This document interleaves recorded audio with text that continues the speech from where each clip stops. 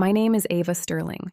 I'm 26 years old, and in Seattle, the rain doesn't just fall, it weighs you down. It's a persistent gray curtain that turns every window into a mirror, forcing you to look at things you'd rather ignore. For 3 years, I looked at that rain from the window of my small office at an architectural firm, and then from the driver's seat of my car as I headed to my second job at a late-night diner. I wasn't working for a career or for a promotion. I was working for a dream. I was working for $40,000. That was the number. 40,000. It wasn't just money. It was my exit strategy. It was my wedding fund, the foundation of a life I wanted to build with Leo, away from the suffocating image of the Sterling family. I had saved every cent, skipped every vacation, and wore the same 2 pairs of shoes until the soles were thin enough to feel the cold pavement. But at 2:14 a.m. on a Tuesday, the world didn't just get cold. It stopped. I was sitting at the small wooden desk in my bedroom, the same room I'd occupied since I was 10, even though I was paying my parents' market-rate rent to stay there. The glow of my laptop was the only light in the house. I logged into my savings account to perform my nightly ritual, staring at that $40,000 balance and imagining the white lace of my dress and the small cottage Leo and I had found outside the city. The screen loaded. My breath hitched. 024. I refreshed the page. I rubbed my eyes, thinking the blue light was playing tricks on my tired mind. I logged out and logged back in. The number didn't change. 024. The History tab showed a single, massive transfer made 6 hours earlier. It didn't go to a hacker in a foreign country. It didn't go to a billing company. It went to a joint account held by my parents, Thomas and Martha Sterling. The silence that followed was louder than any scream. It was the kind of silence that happens right after a car crash, before the smoke starts to rise. I stood up, my knees feeling like they were made of water. I walked down the hallway, the floorboards creaking under my feet, boards I had helped my father sand and stain when I was 16. I reached their bedroom door.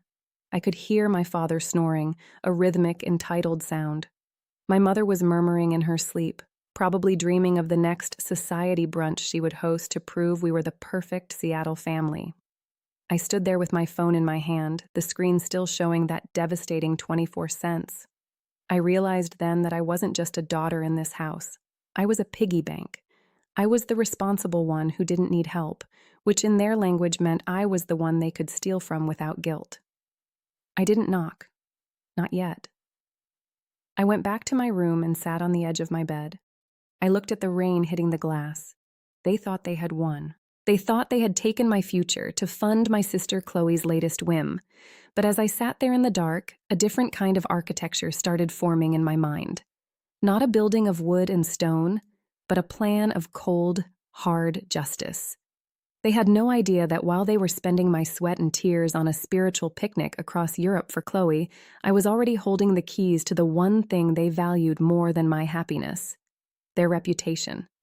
Before I tell you how I walked into that kitchen the next morning and what my mother said to me while she was making organic kale smoothies, I want to ask you something. If you have ever been the child who did everything right, only to be treated like you were invisible, please take a moment to hit that like button. It helps me know that I'm not telling this story to avoid. And if you're new here, subscribe and join our community of people who believe that truth eventually finds its way home. I read every single comment you leave. Truly, I do. So please, drop a comment below and tell me which city you are watching from and what the local time is right now. Are you sitting in a quiet kitchen like I was? Or maybe you're on a late-night bus heading home from a shift? Wherever you are, I'm glad you're here. Now, let me take you back to 7 a.m. on Wednesday morning, the morning the Sterling family image began to rot from the inside out. My life for the last 3 years had been a series of timed intervals, a repetitive loop of exhaustion and silence. 5 a.m. The alarm clock would buzz on my bedside table, a harsh metallic sound that cut through the thick Seattle fog pressing against my window. Every morning, the routine was the same.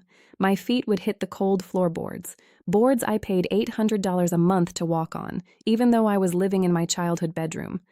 I'd start my day at Vanguard Architecture. I was officially a junior drafting assistant, which was corporate code for the girl who does 80% of the work while the senior partners play golf. I didn't mind the workload. In fact, I welcomed it. I loved the precision of the lines, the way a building started as a ghost on a screen and slowly gained weight and form. I was good at it, better than my boss, Mr. Henderson, would ever admit. But I wasn't there for the glory or the title. I was there for the paycheck. While other 20-somethings in Seattle were spending their weekends at brunch or buying overpriced artisanal coffee in Capitol Hill, I was bringing a thermos of bitter coffee from home and eating peanut butter sandwiches at my desk. Every Friday, when my paycheck hit my account, I would perform a mental ritual.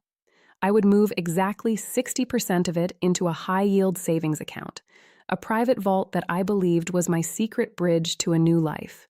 But the day job wasn't enough. Not even close. At 5:30 p.m., when my colleagues were heading to happy hour to complain about their stressful 6-hour days, I was heading to the Rusty Anchor, a grease-stained diner near the docks. My second skin was a polyester apron that smelled permanently of old fryer oil and cheap lemon dish soap.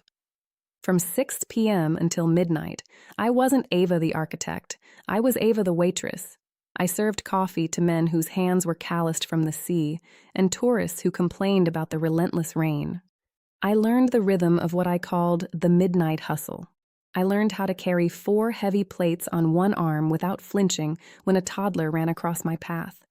I learned that if you smile just the right way, even the grumpiest truck driver might leave a $5 tip instead of 2. Every single dollar, every sticky nickel went into a jar at the end of the night. My feet would ache with a dull, throbbing intensity by 10 p.m. I'd stand in the back of the kitchen, leaning against the industrial fridge for 30 seconds of stolen rest, feeling the vibrations of the compressor through my spine. I kept a small, tattered notebook in my apron pocket. On the back page, I had a ladder drawn with a black Sharpie. Each rung represented $1,000. Every night, before I walked to my car, I would pull out a pen and shade in a little more of that ladder. It was my map out of the Sterling household. Leo was the only thing that kept the exhaustion from turning into cold resentment. We had met at the public library of all places, both of us reaching for the same worn-out book on sustainable urban design. He was a landscape gardener, a man who understood the value of things that grow slowly and require patience. We didn't have fancy dates. Our luxury was a walk through Volunteer Park with $2 ice cream cones, talking about the small cottage we had found on the outskirts of the city. $40,000, I told him one evening, sitting on a damp bench under a massive oak tree. That's the number, Leo.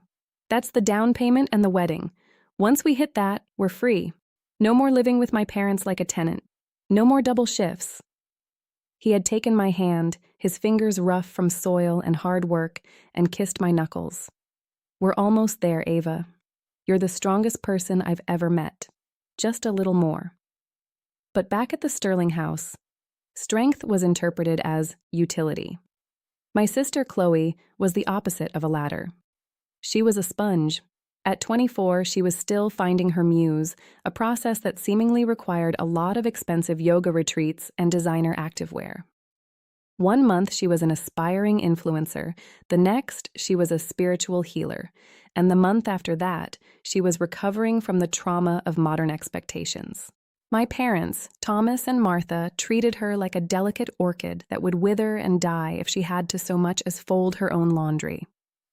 Ava, honey, my mother would say during the Sunday dinners I usually missed because of my shift. You're so lucky. You have such a stable, sturdy mind. But Chloe, she's different. She's sensitive. She needs our support. Support, in my mother's vocabulary, was a synonym for money. My father's law firm was doing okay, but Thomas Sterling had an expensive taste for vintage watches, and Martha had a taste for being the most generous donor at the local charity auctions to keep up appearances. They were house rich and cash poor, a state they managed by pretending it didn't exist, and by charging their own daughter market-rate rent for a room that still had glow-in-the-dark stars on the ceiling. I paid them rent because they said it would teach me the value of $1. I bought my own groceries because they said it would encourage independence. I never complained, not once. I thought I was paying for my freedom. I didn't realize I was actually subsidizing their luxury. I remember a specific night about 6 months ago. I came home at 12:30 a.m., my back screaming from a particularly busy Friday at the diner. I walked into the kitchen to get a glass of water, and there was Chloe, sitting at the granite island with a stack of glossy travel brochures spread out in front of her. "Europe is calling my name, Ava," she whispered, her eyes wide with that practiced innocence that usually preceded a financial disaster. "I feel like my soul is getting dusty in Seattle. I need to see the sun in Tuscany. I need to breathe the air in the Swiss Alps. It's a spiritual necessity." "That sounds like an expensive necessity, Chloe," I said, my voice dry from hours of shouting orders over the diner's noise. "Dad says it's an investment in my mental health," she replied, flipping a brochure for a 5-star luxury spa retreat. "He says he'll figure it out. He always does." I had spent 3 years being the invisible daughter, the one who worked while the others played, the one who saved while the others spent. I had turned myself into a machine of pure willpower, fueled by the thought of that $40,000 balance. Gratitude, when it is demanded of you as a form of rent for the bare minimum of parental love, stops being gratitude. It becomes a tax, a burden you carry in silence just to keep the peace. I had paid that tax every single day. I had been the perfect daughter, the silent anchor in their sea of vanity and entitlement. On that final night before the discovery, I had finally reached the goal. $40,000, $80. I remember looking at that number on my phone screen in the diner parking lot and feeling a physical weight lift off my chest. I called Leo immediately. "We did it," I whispered into the phone, tears of relief blurring the dashboard lights. "I'm going to tell them tomorrow, Leo. I'm moving out. We're finally starting our life." I went to sleep that night feeling like a queen in a room I no longer belonged to.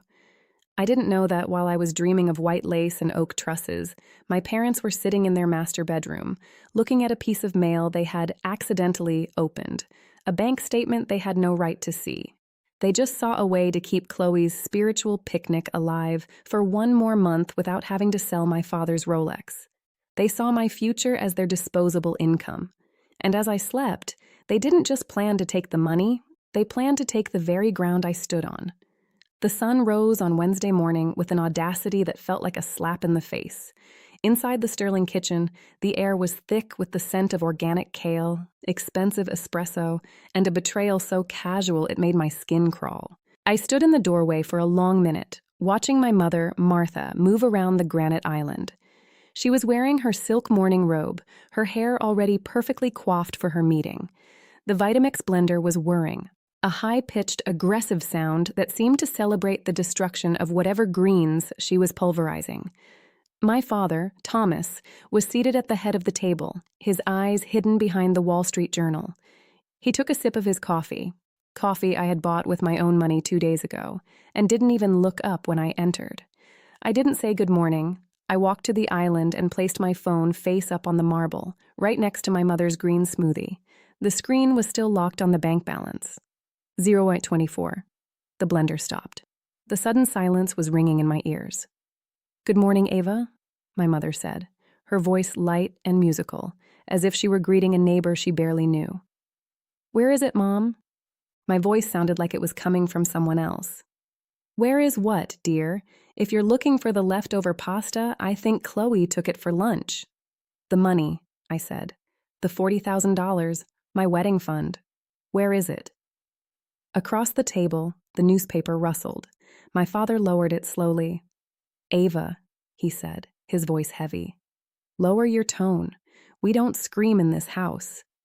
"I'm not screaming, Dad. I'm asking a question. My account was emptied yesterday. The transfer went to your joint holding account. I want to know why." My mother set her glass down with a soft clink. She reached out and patted my hand, her skin cool. I pulled my hand away. "Oh, that," she said, and she actually chuckled. "We were going to talk to you about that this evening. Your sister has been going through such a difficult time lately. this gray Seattle weather. It's been devastating for her creative spirit. Suffocating? I repeated. And that reset costs $40,000? I asked. It's not just a vacation, Ava, my mother corrected. It's a guided European tour, a spiritual picnic across the Alps, Tuscany, and the French Riviera. When we saw that you had all that money just sitting there, doing nothing, well, we realized it was a sign, a family resource that could be used for a family emergency. A family resource? I felt the heat rising in my throat. I worked double shifts for 3 years for that resource. That wasn't a sign, Mom. That was my life. You're being very selfish, Ava, my mother said. You've always been the stable one. You'll always find a way. But Chloe? She needed this now. We couldn't wait. Resilient, I whispered. I looked at my father. You're a lawyer, Dad. This is theft. My father stood up then, drawing himself to his full height. Theft? In this house? After everything we have given you? We gave you a roof over your head.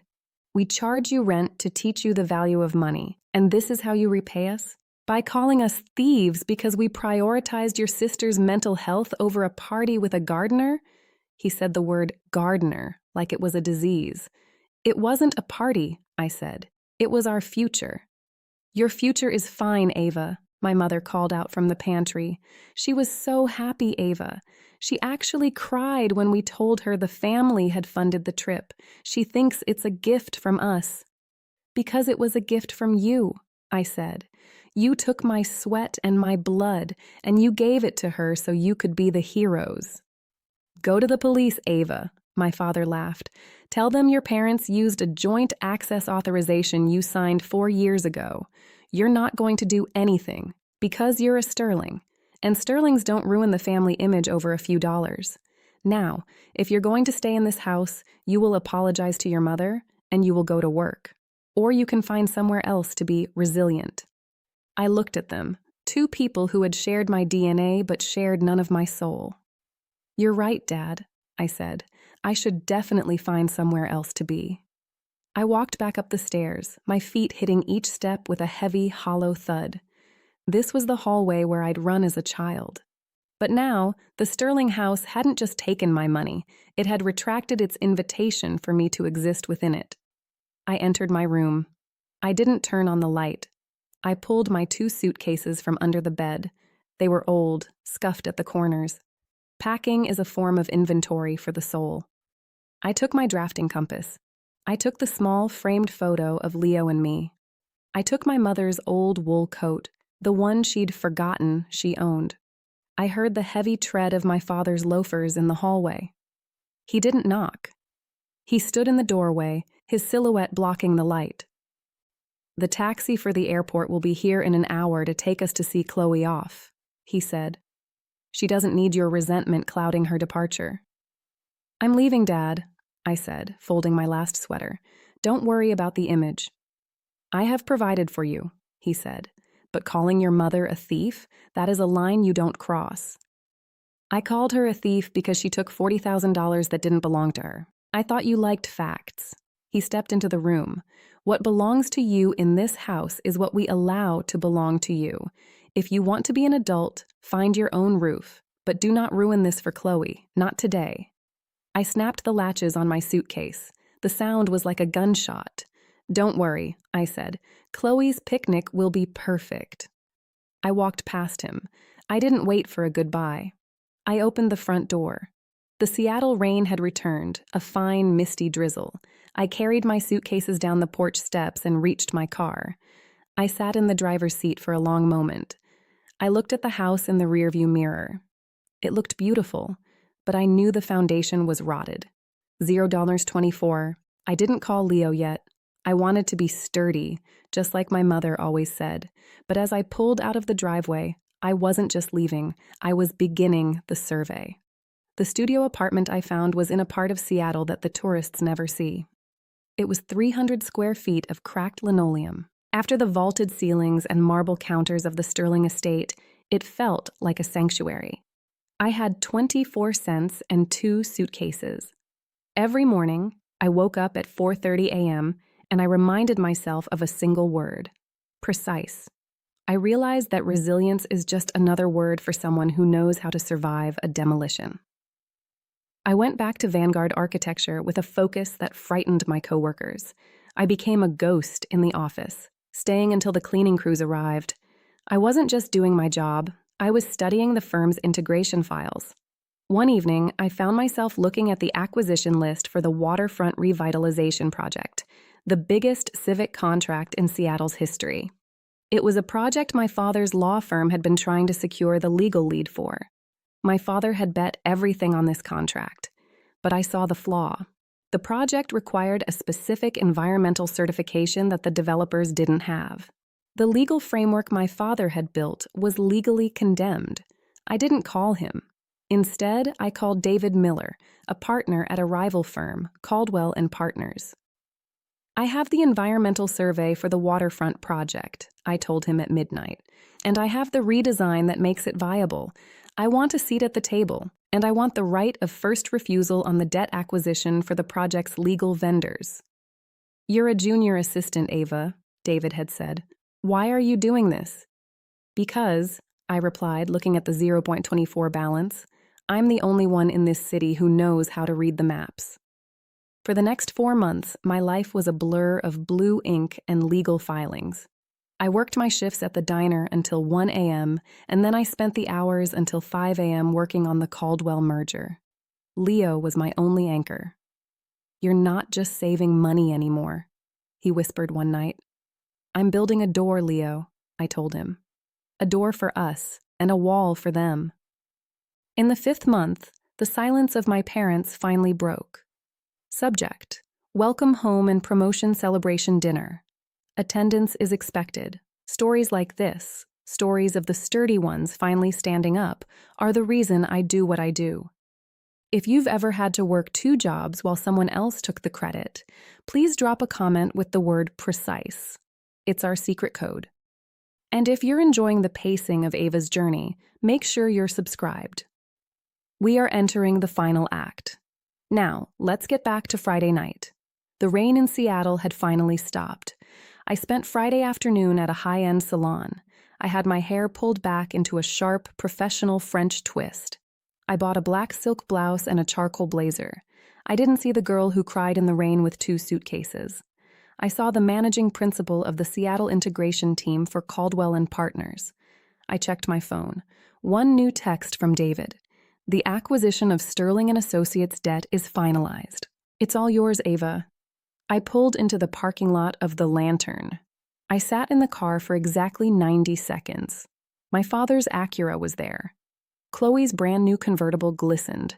I stepped out of the car, the click of my heels sounding like the first few notes of a requiem. It was 6:58 p.m. I was exactly on time.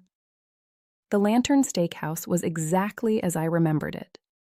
As I walked through the main dining room, I saw them at the large corner booth. There was Martha, wearing a new silk scarf. There was Thomas, swirling a glass of high-end bourbon. And there was Chloe. She looked radiant, her skin bronzed by the Tuscan sun I had paid for.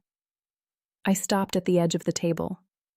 "Ava," my mother said, her voice rising in forced surprise, "did you borrow that from a friend?" "I bought it, Mom," I said, "with my own money." "Always so defensive," my father grunted. "We're here to celebrate your sister, Ava. Try to keep the atmosphere light." Chloe leaned forward.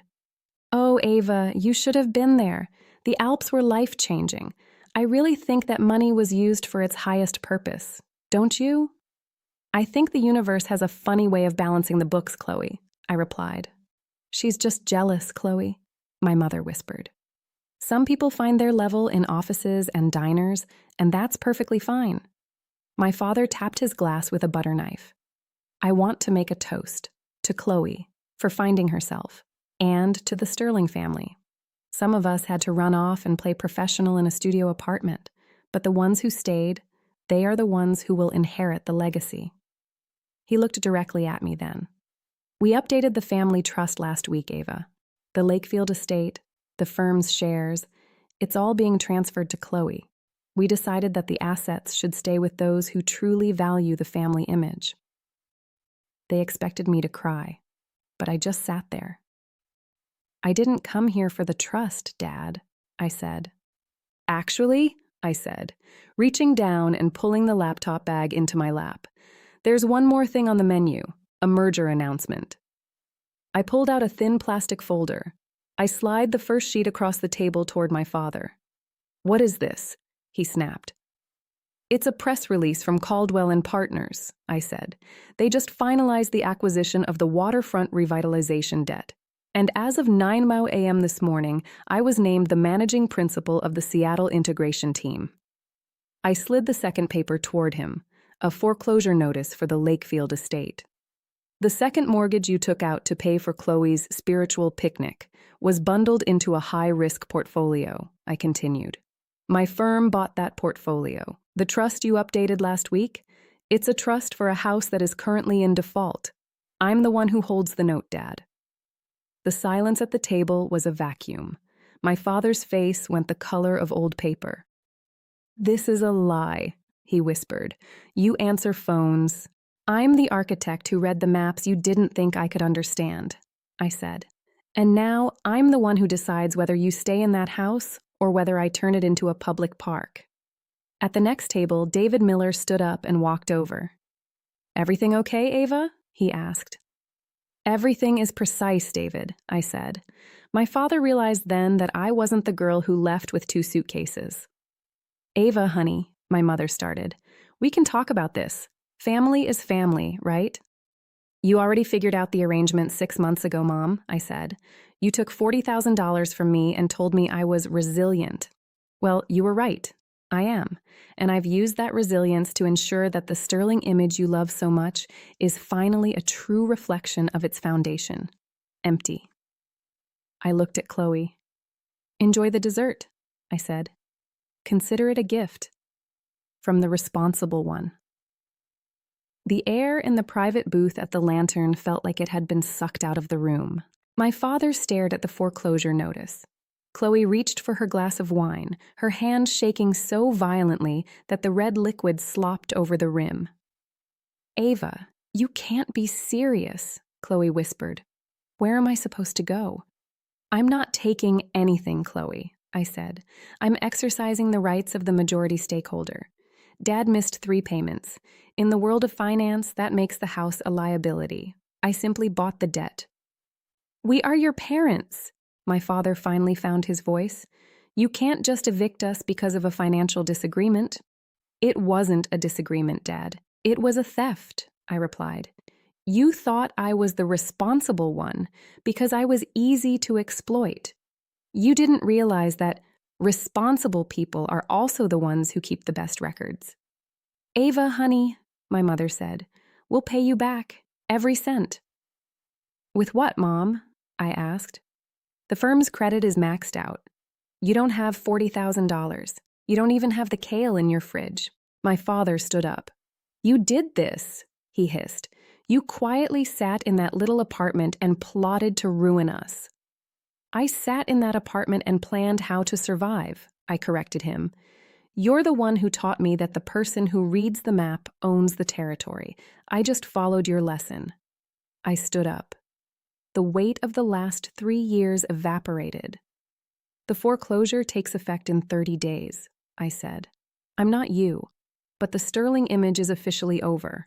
Chloe, I suggest you find a job. I hear the rusty anchor is looking for a waitress. The polyester apron is itchy, but it teaches you a lot about the value of $1. You're a monster, Chloe spat. No, I said, walking toward the exit. I'm an architect, and I just finished the demolition. As I walked out, the cool Seattle night air hit my face like a blessing. I didn't feel like a villain. I felt like a woman who had finally cleared the site. The ground was level. And for the first time in my life, I was ready to build something that wouldn't fall down. The rain in Seattle doesn't always have to feel like a weight. Some days, it just feels like water, cleaning the streets and washing away the dust of a house that had been falling apart for years.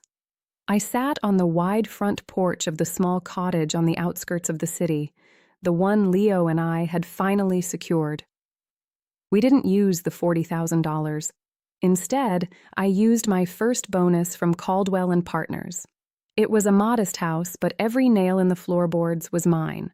The foreclosure on the Sterling estate was finalized in June. I heard from Linda that they moved into a 2-bedroom rental near the industrial district. Chloe is currently consulting for a spiritual blog, which mostly means she's still looking for a new ladder to climb. But she's doing it under a roof that my holding company technically owns. Leo came out of the kitchen with 2 mugs of plain black tea. "Are you thinking about them?" he asked. "No," I said. "I was just thinking about the maps. They're actually just a way of saying I am here and this is where I stand." The responsible one was gone. I was just Ava. A kind woman is not a soft woman. She is a woman who has chosen every single morning not to become the people who hurt her. My father left me a lesson in his greed, and my mother left me a map in her betrayal. I followed both, and they led me here. If you have ever been the invisible child, I hope my story reached you today. I hope you know that your resilience isn't a cage, it is the foundation for the house you are going to build for yourself. Thank you for listening to my story. If this meant something to you, please hit that like button. And if you haven't yet, subscribe to join us for more stories of truth and justice. I read every comment, so tell me, what would you have done in that restaurant? Until next time, keep your kettle on.